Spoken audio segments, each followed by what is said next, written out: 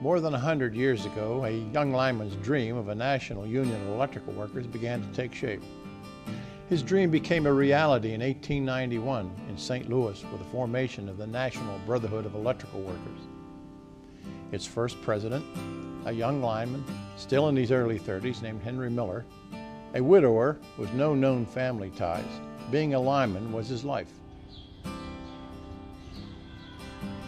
Traveling from city to city, sleeping in boarding houses, Miller organized electricians across the country.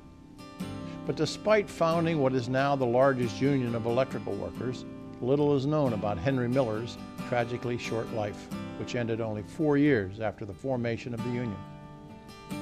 According to an account by one of Miller's co-workers, reprinted in 1896 issue of the Electrical Worker, Miller was born shortly before the Civil War, a child of German immigrants. Texas was Miller's early home, and it was a popular destination for German immigrants coming to America in the middle of the 19th century. At an early age, he went to work as a water boy, helping to establish telegraph lines close to his home in Texas. Soon, he was traveling the country working for any company needing skilled linemen for the expansion of the growing telegraph system in the country. Miller would soon end up in St. Louis, at the time a center of labor organizing.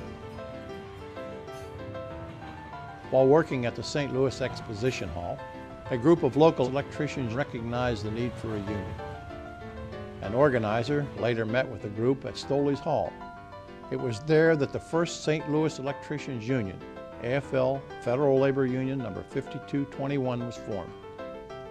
Miller knew that the new local had to go national to grow and to thrive. The NBEW's first Secretary-Treasurer, James T. Kelly, would later say, Miller would tell us at each meeting that unless there was a national organization of electrical workers, we could never hope to accomplish much. In 1891, Miller was elected as the second president of Local 5221.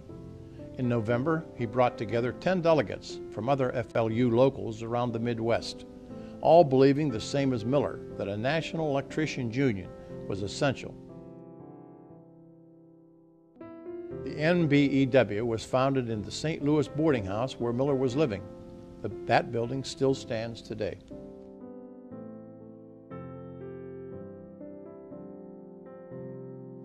Miller remained president of the NBEW until 1894, after the financial panic of 1893 devastated the economy and the labor movement. Although he was no longer a member of the NBEW's central leadership, he continued to talk union wherever he found work. His last job took him to Washington, D.C., working for the Potomac Light and Power Company. We are at the intersection of 36th and Newark, Northwest. And it was on this block between Wisconsin and 36th that we believe that Henry Miller fell. One night, while trying to restore power after a storm in an upscale part of the city, Miller came in contact with a live wire. He would have had to have examined all of the lamps on the circuit to try to figure out if there was any obvious problem. And if there weren't, then he'd have to go back and re-examine them again one by one to see where the problem was.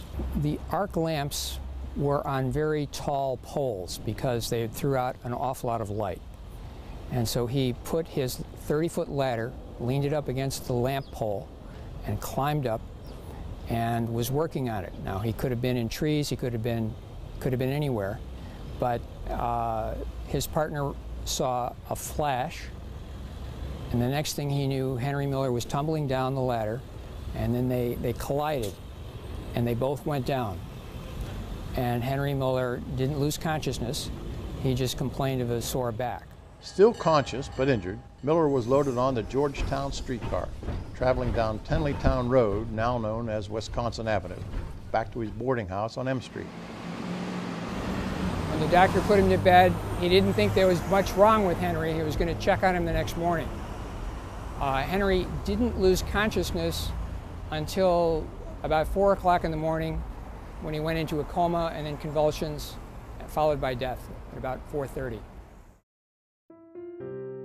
With no apparent family, Potomac Light and Power made sure that Henry Miller had a proper burial.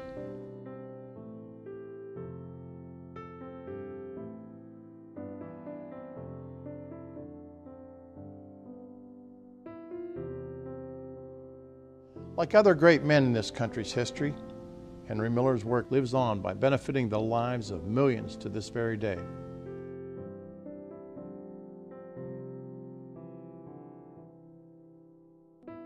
Henry Miller, our founder, first president, and brother.